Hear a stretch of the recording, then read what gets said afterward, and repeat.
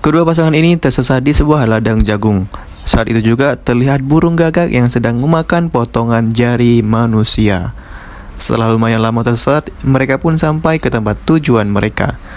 Setelah di sana, mereka pun langsung mandi bersama.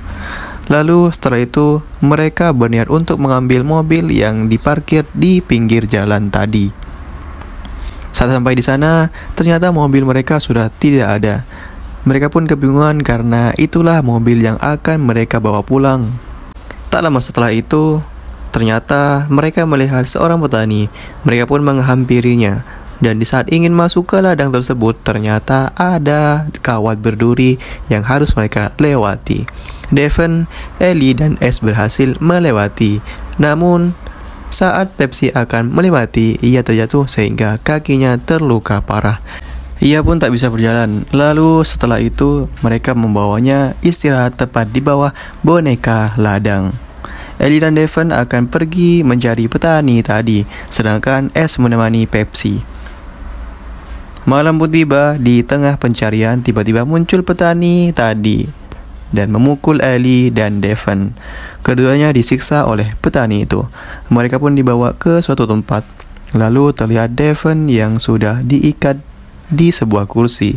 Karena Devon yang teriak-teriak, petani itu pun menjahit mulutnya. Dan di sisi lain terlihat S dan Pepsi masih menunggu. Karena merasa bosan, ia pun mencoba berkeliling. Tak lama setelah itu, ia menemukan boneka ladang. Namun anehnya ternyata boneka itu terbuat dari manusia sungguhan. Beberapa saat kemudian terlihat ada seorang yang menarik S. Pria itu bernama Derek. Ia pun menyuruh S agar tetap tenang jika ingin tetap hidup. Ia pun dibawa ke tempat petani tadi. Di saat di sana datanglah petani itu. Derek pun menyuruh S agar cepat bersembunyi. Petani itu ternyata ayah Derek. Karena ayahnya yang sering membunuh lalu menjadikan boneka ladang, Derek berniat akan menyelamatkan mereka yang masih belum dieksekusi. Terlihat Ellie yang akan dieksekusi, tangannya dipaku. Karena tidak kuat melihat, S pun berteriak agar bisa menghentikan kelakuan petani tadi.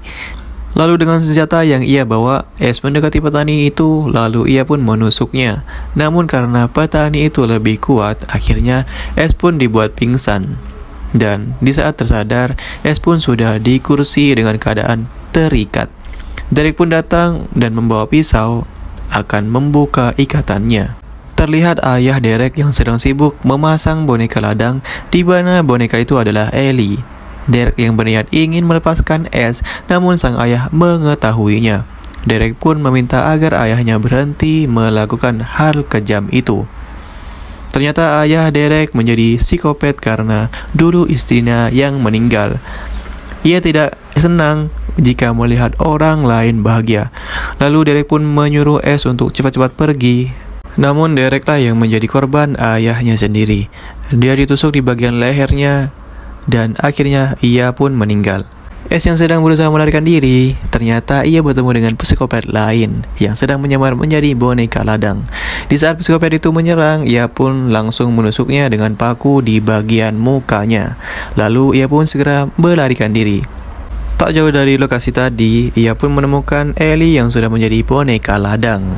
Di saat ia ingin membebaskan Ellie, namun S malah diserang oleh psikopat tadi dari belakang. Lalu ia pun juga membunuh Ellie. S yang masih selamat, ia segera lari dan sampailah ke ujung ladang. Ia mencoba mendekati mobil di mana di dalamnya berisi sepasang kekasih.